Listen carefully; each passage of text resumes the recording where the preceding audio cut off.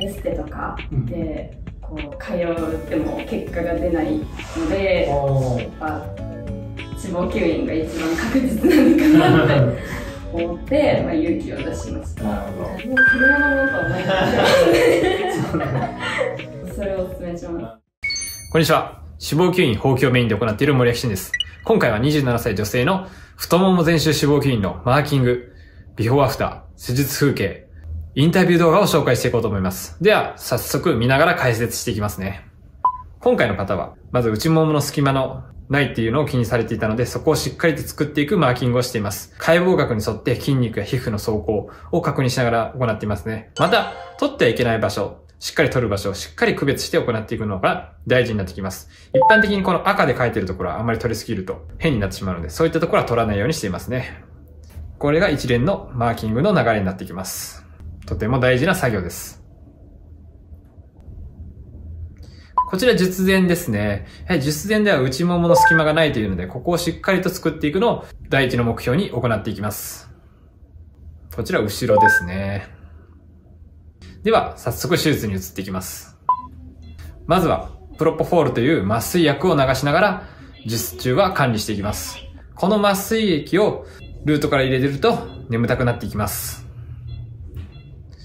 では手術に移っていきます。まず、これをつけているのがポートというものですね。これは脂肪吸引の吸引管をこのポートの穴から入れて脂肪を取っていきますね。なのでまず最初に行うのはこのポートです。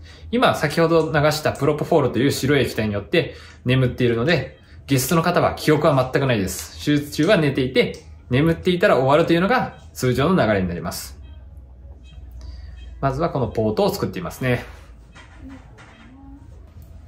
次にいつものように麻酔液を撒いていってます。この麻酔液をしっかりと脂肪層に撒くことできれいに吸引することが可能です。いろいろやり方はあるんですが、麻酔液をしっかりと脂肪層に撒いて正しい脂肪層で吸引を行う。これが一番脂肪吸引では大事な作業になってきます。まんべんなく全体の太ももの層に撒いていってますね。次に行うのがこのベーザーですね。このベーザーの熱によって脂肪細胞を柔らかくしてドロドロにした状態で吸引してあげるとかなり吸引が楽になります。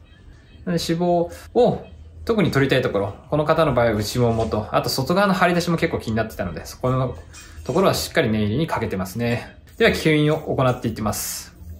この吸引管の管を伝って脂肪が吸われているのがわかるかなと思います。まずはまんべんなく。そして今は内側を吸っている感じですね。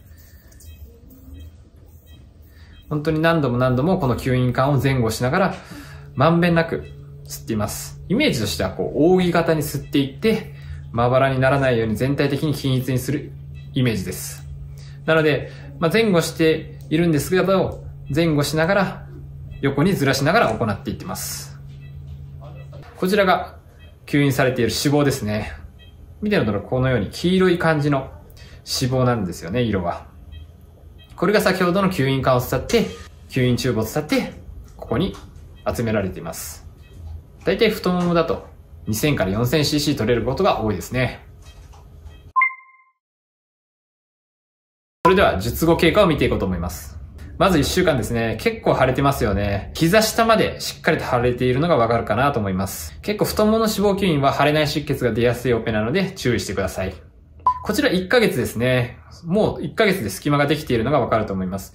術後1ヶ月というのは拘縮という硬い反応が起こるのがピークの時なので、結構そのボコボコした感じがあるんですけど、この状態でもすでに細いのがわかるかなと思います。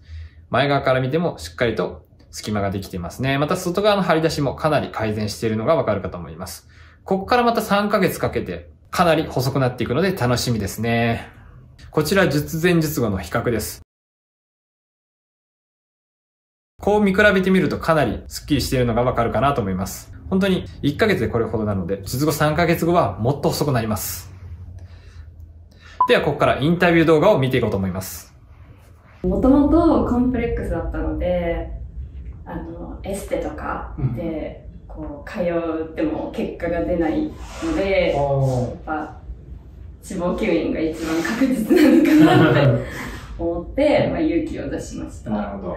なんか吸引前に知っておいた方が良かったなとかいうことあります？そうですね。やっぱりダウンタイムに何ができて何ができないとかなるほど。は絶対知っといた方がいい。あと当日の準備とか。当日の準備。はい。私はかなり準備したので大丈夫だったんですけど、おすすめなのは、術後に鉄分とかエネルギーをすぐ飲めるように、私はゼリーを持ってってたんですよ。ウィーダーゼリー。なるほどね。それは、もう絶対持ってった方がいいので、トリビアにも書いてます。なるほど。そっかそっか。じゃあ術後にすぐに、栄養を取れるように。はい。まあ確かに、あれですもんね。手術前食べないからお腹空きますよね。そうです、そうです。で、やっぱりすぐ効くので、その後元気に帰れるのは、それが大事。確かに。そうかそうか。手術後はどうですか？手術後は、二の腕は、やっぱりシャンプーの仕方を変えないといけない。そうですよね。前にかがんでシャンプーしないといけないのと、高いところに物を置かない。なるほどね。まあ確かに、この動作は結構大変です。そうです。手術の前に全部手元に置いとくとか。太ももは、私は便座クッションを買いました。何ですか、便座クッション？トイレのこの便器の上に、こう、シートみたいなのがあって、やっぱり直接座れないんですよ。そうなんだ。なので、そのクッションがあるだけで、だいぶ、太ももの当たりが違います。なるほど。やっぱちょっと硬いのが当たると痛いみたいな。もうこの世のものとは思えない。それをお勧めします。確かにね、このなんか、立ったり座ったりするの結構大変って言いますね。大変です。そうなんですよ。ずっと立ってるのと座ってるのは平気なんですけど、立ち上がるとき、座るときが激痛。なるほど。なので、やっぱクッションの上とかに座るとかだけでもだいぶ違うと思います。なるほどね。確かに、それは確かにいいアドバイスですね。他なんかあります？気をつけること。あと、やっぱり、歩いた方がいいです。そうだよね。それは間違いないです。はい。ゆっくり、犬の散歩とかで歩いてたんですけど、やっぱ歩くと全然違います。なんか前の突っ張りとかが緩和される。確かにね。なんで、運動をちょっと結構お勧めはしてるんで、ぜひ、なんか動かすだけでも全然、あれですよね。違いますよね。はい。最近やってるのは、やっぱりむくみがどんどん下に行っちゃって、足首の甲とかがすごい辛かったんですよ。なので、もう部屋でこう足を上に上げて壁の方に。で、上げてそのまま開脚。ちょっとするだけでもだいぶ違うし、ストレッチできるようになったら絶対した方がいい。確かに。はい。毎日なんかちょっとずつ運動するの違いますね。全然違います。あとお風呂でこう正座する練習みたいな。座んなくていいんですけど、こう、くの字にこうぐーって。なるほどね。そういうこと。お尻を下げていく。掛け下の状態が下げていくみたいなのも前伸びるし、そういうのはめっちゃ調べてやりました。運動をしっかりするってことですね。はい。お風呂とかどうです？その太ももとかは。やっぱり入ると全然違いますね。血行良くなるから、なんか、なんだろう、ちょっと軽くなるっていうか、足がなんか重たかったのが。で、マッサージできるようになってからちょっとさせるようにマッサージして、今は結構強めにこうグーって引っ張るように。いいっすね、いいっすね。マッサージしたりとか、あと、体洗ってる時もできるので、もうとにかくもう触ってこう押しまくる。なるほど。で日常生活は、着圧スパッツとか、タイツとか履いてる時も、もう着圧が入ってるものを履くようにしてます。めちゃくちゃいい術後の経過を過ごしてもらってるんで、ぜひ、あれですね、これ参考にしてもらいたい。ぜひ。ぐらいかな。他なんかあります？それぐらい。でも大体無理しない方がいいですね。1ヶ月は、3週間ぐらいは階段はもう登んない方がいい。そうですね。軽めの運動ですよね。できる範囲の運動で、とマッサージで経過見るのがいいかなと。筋トレを1回しちゃったら、めちゃめちゃ足硬くなっちゃう。そうなんだ。だから逆に有酸素の方がいい。なるほど。確かに。それはいいアドバイスかも。はい。OK です。ぐらいかな。ありがとうございます。ありがとうございます。はい。